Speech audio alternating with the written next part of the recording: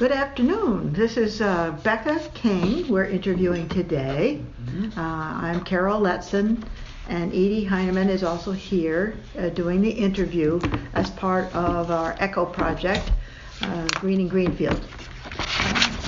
Becca King was enrolled in the effort with Greening Greenfield from the very early years, so that's why we're interviewing her. So I know that you have a lot in your head, Becca, about the history of Greenfield, and so my questions are going to be only to kind of lead you from the beginning and how you started. And you commented earlier today that you remember sitting at the picnic table outside of the Nessie office building and with the early committee that was working on the change from a Nessie organization to our own Greening Greenfield organization. Would you like to tell us a little bit about those? Well, I'd be happy to if I can remember anything. It's been a long time. I moved to Greenfield in 2002 from the Boston area, where I had spent a decade of doing a lot of workshops with Joanna Macy, who was a famous deep ecology teacher and gave workshops all over the world. And I was one of her groupies. And so when I moved here, I immediately wanted to find who else is interested in deep ecology, and which had to do with the voice of the earth telling us what the earth needed. And so I actually went to the Second Congregational Church, where I met Sandy Thomas. And at that church also, they were considering forming a church committee that had to do with having discussions, just conversations about climate change. Well, we didn't use that term back then, but just how are we in relationship to the earth, and how are we in relationship to each other by how we relate to the earth. So if we don't relate to the earth, well, we're definitely not going to be able to relate to each other as a community. And so the church was interested in seeing if that conversation could take off. So out of that experience, which was very early in my life here, I then found from Sandy that this citizens group was going to be meeting at Nessie or at the Energy Park that might be something I might be interested in. So I went, and that's the first time that I was at a meeting, which I don't know how many meetings had gone on before I showed up, but anyway. Tom Murphy was there, Sandy was there, Nancy Hazard was there, the Letsons were there, Dorothy McIver, I believe, was there, and there were several other people who no longer live in Greenfield. Now I can't remember exactly who. It might come to me as I get into it. And I just got very excited about meeting people that were also interested in the earth and in deep ecology and how we relate to the earth. So I wanted to join this group and see where it might go.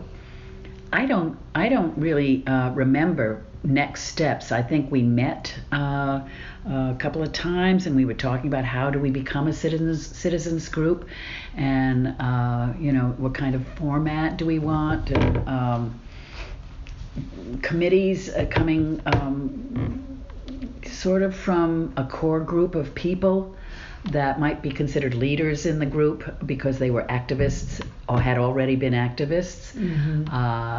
And I hadn't been, but I had been more intellectually interested in it than active.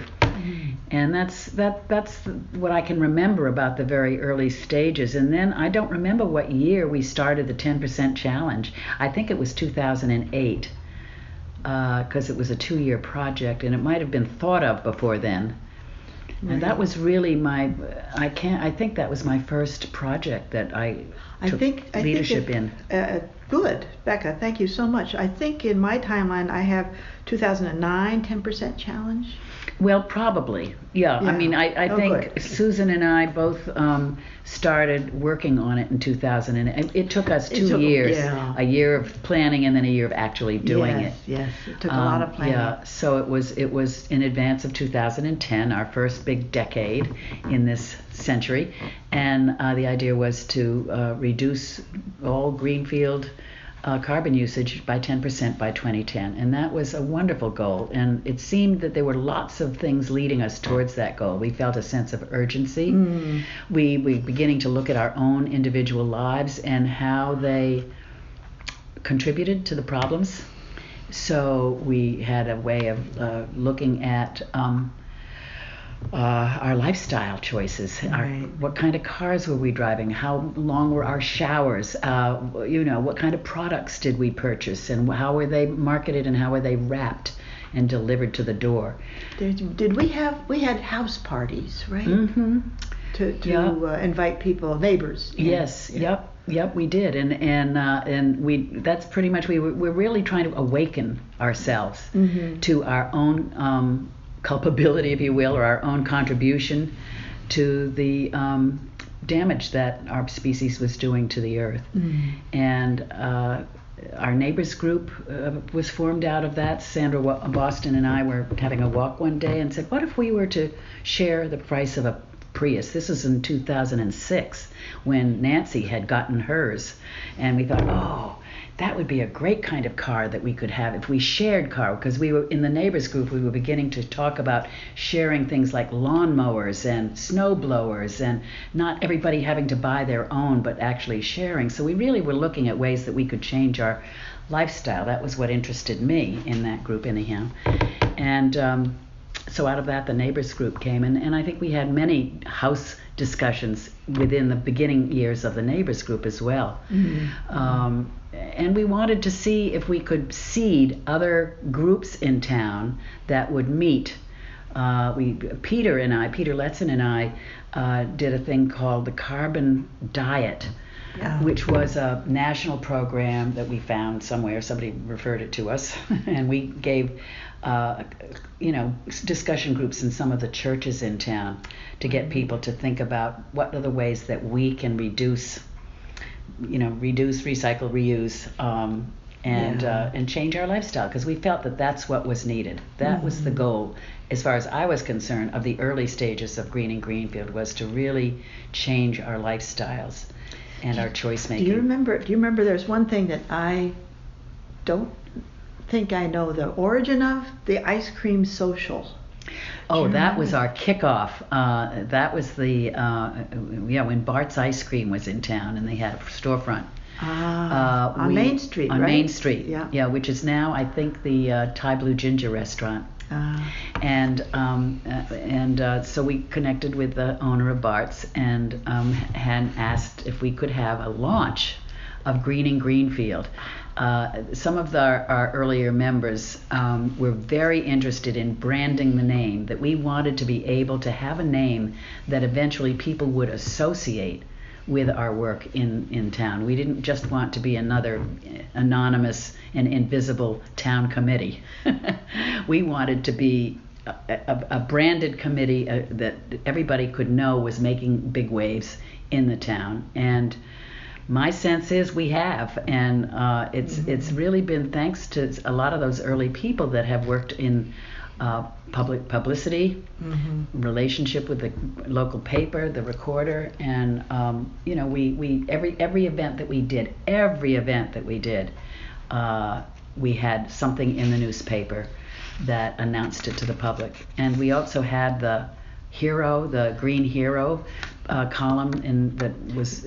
You were involved with that? Yeah, I was involved with that too. And we'd interview people who were making a change in their lifestyles that we felt were good examples that we could then tell people, listen, it's easy to do this. You just, if you want to get chickens, this is how you get chickens in your backyard. If you want to put solar on your roof, this is where you go to do solar. And it was working in partnership, not as much as we do now, but working in partnership with local providers like PV Squared and other organizations that were in farms. We focused a lot on food distribution and supporting CSAs and local farmers market. So we did we were kind of all over the place in the beginning. It was pretty much whatever anybody wanted to work on, they could. But in the very early years, I'd say the first 5 years, it was strictly energy focused, really on carbon footprint and on fossil fuel reducing our use of fossil fuels. And that was the focus of those house parties. Yeah, and education. We gave forums. I don't know when the forums started. Susan probably has that information. But we had a relationship with Four Rivers Charter School next door, and we had a relationship with GCC where they did a science fair. The science and something expo. Yeah. Where they'd make windmills, wind machines, so the kids would know, how it worked. And that was in collaboration with any school in the whole part of the state we were in. I was amazed at the number of schools that participated that weren't in the Greenfield area. Yep. Yeah, but it was a wonderful show. It was a show that all the kids could show their work in that semester or in that year. And they saw other students doing it and listening to what they said. And I remember there was a boy in one of the schools who created an electric car. And it was very simple. It was very rudimentary, but he got the principles of it. And, we were really, in the beginning, we were always interested in trying to get more into the schools and getting into curriculum and education that way, because adults were less eager to change than students. Were you involved at all in this film series? The films? In the beginning, yeah, that's right. Beginning. I forget all these things, yeah. How did that happen? Yeah, well, there was a small committee that selected the films. Yep. I was on that committee. Yeah. I don't know when that happened. Yeah. We were just on a roll. We were finding, we wanted to get the public engaged. So, we did the 10% challenge. I think the films came after that. Well, it's interesting. I looked at the timeline. Yeah. And 2009, we started the film series with one at the Greenfield Public Library. Okay. 2009. So after that, we probably did the regular ones. Went to the regular ones. Right. Yeah. Oh, those were wonderful evenings too. We had them up at the church on Silver Street. Mm-hmm. And we'd get good crowds. We got as many as 70 there. Yes. On occasion. 70 people, and then people were interested. People were really hungry for it. Yeah. Yeah. Yeah. So the 10% challenge. By 2010, I think we did exceed our goal. Amazingly enough. Tell me how in the world was that calculated? How did we do that? Yeah, well, we tried to say 10% of our population, which was 18,000 at that time, if we could get 10% of that population to sign a commitment. And we gave them a form that had all kinds of things that they could do in their homes, and if they could do 10% of those things, then that commitment would be part of our numbers. We never knew whether they did it or not, but we did get some wonderful conversations. Susan and I would stand outside the post office, and we'd have these amazing conversations with people. I remember one man said, "I have 5 daughters. I have a Prius. I have solar on my roof. I've done everything I know how to bring my lifestyle, my family's lifestyle, into alignment with what you people are trying to get us to do and what we believe in as well." But he says, try to get my daughters to take shorter showers, and they all have long hair and they're clogging up my drains. And I just thought, it didn't matter how much anybody did, it was never enough. And I think we all felt that way, It didn't matter, we kept doing what we could do, and then somebody would say, yeah, but, So you were tabling. Outside we of the tabled post at office. Everything, and the co-op and other events in town. Were there Christmas fairs? There were fairs. Christmas fairs. The Green Fair, Green River. What do you call it? Not the Green River Festival. That's the music festival.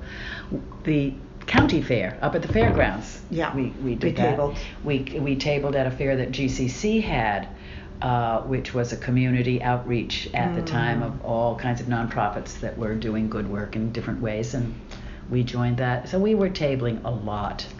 And I remember the goal was reached, and we applied when the Commonwealth announced that there was a Green Communities Right. We applied for that. And we were the first to receive it. And we were the first to qualify. Yeah, in the whole state. So a bunch of us went into the State House in Boston and received a plaque and an acknowledgement of that. It was a very big deal. I remember that. It was really wonderful. Yeah, yeah. I'd just like to share one thing that I found out. So the Commonwealth received our application, and we were the first, but we were so early that nobody else had done any of their background work yet. Yeah, yeah. So they waited a year to award us. Oh wow, was because that true? They had to have they didn't know. Yeah. They had to have other communities who actually submitted their paperwork. Oh, I didn't know that. That's interesting. So in other conferences I attended around the state, people would in the circle would introduce themselves and they would say, "I'm from Mansfield and we are the first community in Greenfield to be a green community." And I said, and I would go up to them later and I would say, "What year was that?" Yeah. Because Well, it was wonderful because we did get good publicity on that, and right after that, Montague, Deerfield, some of the towns in West County all also applied. So all the towns around us felt a little competitive. They wanted to also be part of the gang, and so that was very positive. That was nice. Yeah, that was nice. yeah. Now there was, let's see, there were a lot of public events like. There was a climate action carnival that was organized by Sandra Boston. Oh my gosh, Do you that was remember that amazing at with the all? puppets. Yeah. It was kind of like a bread and circus puppetry, people on stilts and paper mache masks, and it was all about a little psychodrama kind of thing about the earth is sick and it's not being treated well and what can we do, and she got children to be involved from the elementary school, and the children were saying we want to save the planet, and it was and they had a song that they sang that they wrote. It was amazing time to have that kind of a creative street theater involved, and that was our vision for it. But it was that was actually I think before the 10% challenge. I'm not sure what the timeline would say about that. Okay. You might want to check with, I don't know if Sandra would know. Well, 2009 was the Climate Action Carnival organized by Sandra. Yeah, that's and then the energy audit was posted on our website in 2009. Yeah. And then 2010, Greenfield designated as a green community. Right. So the energy audit was a part of how do the municipal buildings and the transportation, because they were the largest consumer of energy in the town, the schools included in the municipal. So the 10% challenge work that I was involved in was mostly with residents, but there was another whole branch that was working on the municipal efforts, and the energy audit was part of that. Right. Yeah, that was very good there were work. So many moving parts. I know. It's overwhelming really when you think back on how did we all do that. Do you remember anything about this film series held at the YMCA? Yes, downstairs, right. In the smaller rooms In the downstairs? smaller room downstairs. I just wish, I don't remember the specific films, but I remember organizing them and setting up Peter was always setting up the chairs and running the projector, which sometimes didn't work. But we had good turnouts at that too. Yeah, that's right. Golly. Yeah. I gather the first Science Sustainability Expo was in 2012. Okay. All right. So it's that order of things. And that was up at the college. Yeah. Greenfield Community College. I don't know how long we had those, maybe 4 or 5 years. I think so, and we did it every other year. Yeah. It wasn't every year. It was too much. Yeah, it was a lot of work. Yeah. A lot of work. And that was great for the region. Yeah. Is there anything else you'd like to? I'm just trying to think. Boy, there's a gap in between when Jan and Doug moved here, and the lava and more investment in the school curriculum in the school. We were always trying to get into the school. Oh, I know. The other thing that I got involved in was the Green Ribbon Schools. Oh, the Green which Ribbon. is a national another acknowledgement. With an award or something like that. And we got into that when we got a new superintendent who was very keen on it. But then issues within the politics of the school body, the school district, prevented us. And then COVID happened. I mean, this was even before COVID. Yes. Something else interrupted it. Was it a change of head of school at the high school? Yeah. No. Or even the superintendent change? No, that was only okay. recently. I mean, it hasn't been too long. I don't know when she left. I don't remember what that. You've got the timeline. I don't have. I that. didn't write Yeah. down there. Oh yeah. But we made a lot of efforts to get gardens in at the schools. At that time, the superintendent, Susan Hollins, did designate each elementary school to have a specific focus. They called it Discovery Learning and centers. And the one up on Federal Street was going to be the one that was going to be green. And had more of a green curriculum on Fridays. That was their day to go off schedule and do more hands-on learning. So that was good. We also got involved around that same time with the recycling. It was with the Donna. At the lunchroom. In the lunchrooms. Yes. Getting all the school lunchrooms in town to recycle and compost. And that was Amy Donovan. That's it. Yeah, and we had I remember also at Hawk and Reed we had a award night where we awarded Amy with an acknowledgement thing, and a couple of other people. That was part of our Green Heroes campaign, though. I think. Yes. I think that night was. Yeah. Boy. Green Heroes. Green Heroes. We had a lot of Green Heroes, and they were Yeah. the columns that we had in the newspaper where we showcased a family. Yeah. That was doing some unusual effort on their own property. Yeah. And then, I don't know where this falls, Carol, you do probably, is we had the gas line project, the leaks, the gas, checking on the gas leaks. Berkshire Gas. Yeah. I mean, I want to acknowledge you for that focus, and also the one on the transportation, the FRTA, that Greening Greenfield backed. That's the thing, we sort of evolved out of initiating all of the projects that we got involved in to partnering with other going concerns in the community, such as the FRTA and the DPW and the mayor's office, obviously, and town council, and the schools. So that seems to be where it's morphed into, much more of that now. What, collaboration with town? Well, with other organizations, some of which are town places. Yeah. We also did some things with the Interfaith Council, at least partnering with them. We did some presentations to them. Yes. Which all included all the worshiping communities. So yeah. I don't know. My memory is really bad on the details, so I can't remember I think you've when done anything remarkably happened. well.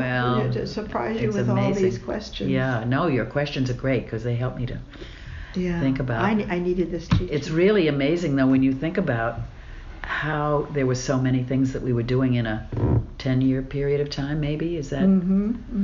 Yeah. Well, if you started out at the picnic table, you were from the early days. Yeah, because you do remember the meetings in the upstairs conference room at Nessie?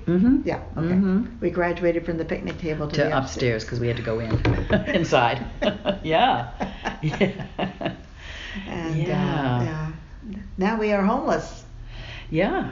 Because GCC doesn't open up their rooms for our meetings. Yeah. I hope we can find some other place. Yeah.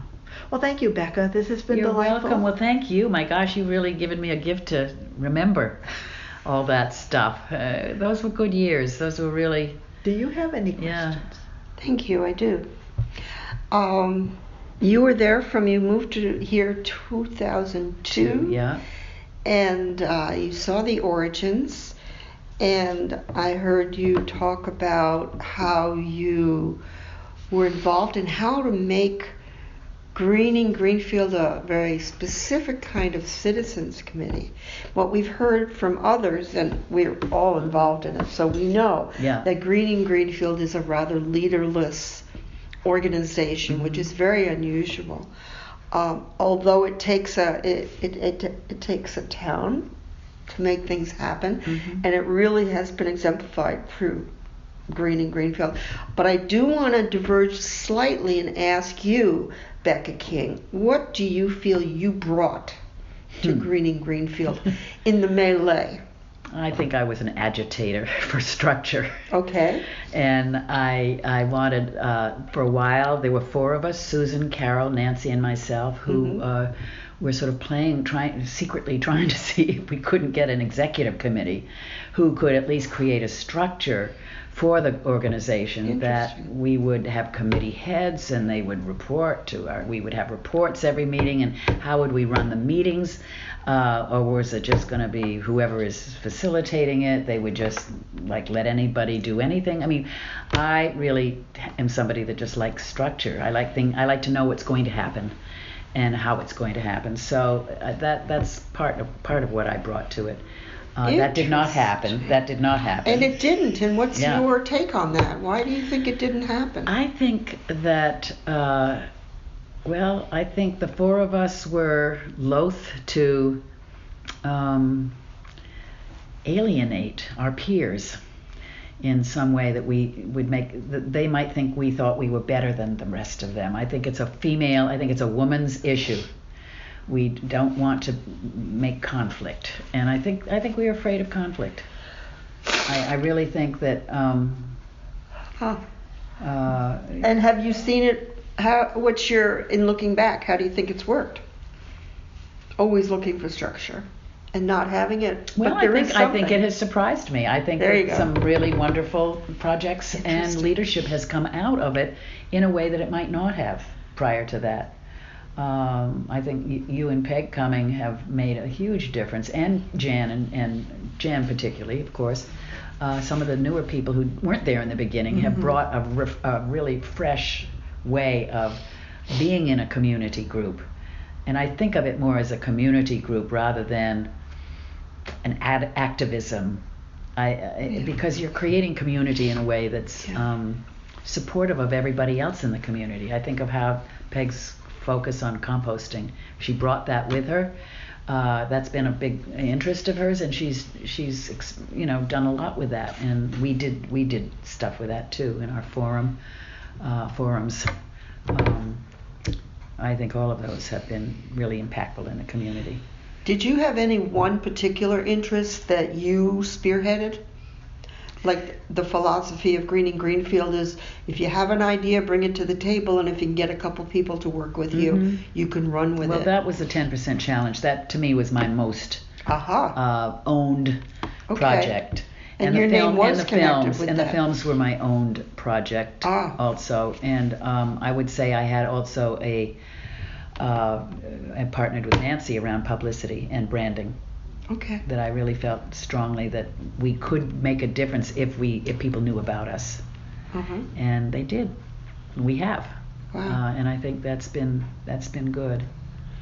I've been much more though of not a upfront leader, but a supporter from behind, and that's just my skill. My career was as a psychotherapist, so I'm a big person who watches dynamics in groups, and I wanted to make sure that our group was a compatible group of people, even with our differences, and that the differences could enrich us rather than cause conflict. And so I feel like that's something that I brought during the earlier years. I mean, of course, I haven't been very active in the last 2 years since COVID, but yeah.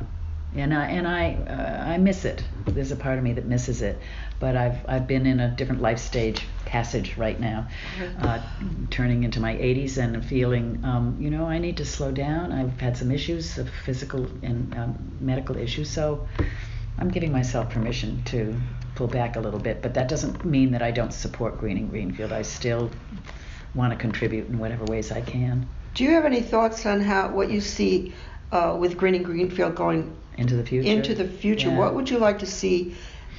What core elements of Greening Greenfield would you like to see that would be just terrible if they were lost in the shuffle? Well, everything comes down to politics. Everything comes down. I mean, for me, it was about the goal was that we wanted to influence the town to change some of its ways of being, and I think we've made some great strides in that. In the master plan, some of the town committees that various members of the Greening Greenfield group have been on, Susan and Nancy and others. You've been on committees also in the town, and I think that that's been a direction that makes a big difference. If our people not only are standing outside of the town political arena, but are now beginning to enter it and making their influence felt on the day-to-day functioning of some of the town committees. And Susan ran for town council at one point and didn't make it, but I think it's that willingness to bring our citizenry into I don't know which comes first, the chicken or the egg. Does the citizenry lead us into more active participation in the town government and decision making and influence, or does our Greening Greenfield as an organization make the difference? And I don't know which is more powerful. That's an interesting point, Yeah. and I think it's totally new from anything I've heard so far. In that Greening Greenfield, I believe, from what I hear from you and from others, it has it's been branded. It has carried out what it said it was going to carry out and has influence. So you feel one of the most important things is to continue that influence in the town. In the town structure. Within the politics or not. Because Greening Greenfield as a group, when you sit at the table, we say no politics. I know. But so much of what's going on today, you can't be naive enough to say you can't be part of it. Yeah. Is that what I'm hearing? Yeah, It's like I think so. we tread that thin line. So Greening Greenfield holds its own identity, but influences the policymakers. And it's very one step at a time. It comes down to budgets. Slow. It comes down to money and how what your values are and how you want to direct that money. And that's the world we live in now, So how do you influence the direction that the monies are going to be spent? And that's in the schools, that's in the DPW budget, that's in every budget that this town is working with. And I just think the more we can show up as not just as a bunch of nice, mostly women, rattling our sabers about the earth. I think we really have to get into the down and dirty of the decision-making process. And we have good backgrounds in all of that. A lot of our members are very knowledgeable, very intelligent, very committed, and yet it's hard when you're a volunteer. And the work seems to be cyclical. Yep. That we get something started, and then conditions change. Heads of schools change. Yeah, exactly. We have to start composting all over again. In the lunchroom over again. And it's a challenge to be on a political calendar. Yeah. Because who's now the head of the city? Yeah. What are the goals of that new mayor? I know. And how can we work with the city? Well, that's the beauty of an organization, and Greening Greenfield appears to have established itself to warrant that kind of integrity and power of some sort, so that its name does mean something when individuals use it in the political arena when they come to city meetings. And I think when certain of our individuals show up at city meetings, it's known by other people in those meetings where we're coming from. They know. They know that we're greenies. They know that most of us are probably considered liberals politically, and that we want to do good things for the city. I think they know that, but they always fight us with the budgets and can't be done kind of attitude. And so we have to keep convincing people that it can be and show them how. And Yeah. And the city has a wonderful new department Yeah. with Carol Collins at its head. That's the other thing. That's right. Because That's- got to be on our timeline. Yeah. Yeah, that's The gotta be. And I don't working with the remember when that landlords. started. Yeah. What was that called? That it was a It campaign. was a state program. It yeah. came after the 10% challenge campaign, and it was then working with lower income homes. Yeah, rentals, landlords, yeah. And we had a whole army of high young school people students. that went door to door and tried to convince the tenants, to convince their landlords to Yeah. do something about their heat, Energy in their energy. houses, Yeah, yeah. it was amazing. Yeah, she was instrumental with that, and that other woman who worked with her, who used to take care of Phyllis. Oh my goodness, no, can't remember names. I actually spent time on the Cape with her, and I can't remember her name. Well, anyway, It'll come to you tonight. It will at 3:00 in the morning. Right. Then you can send it to Carol or I, and we can add it to the transcript. Nancy probably would remember her name. In fact, I think she spoke it to me the other day, so I know she knows it. Yeah. Well, yeah. thank you, Becca, for this. Oh, thank you. This is Yeah. wonderful. Thank you very What much. a wonderful project that you're doing.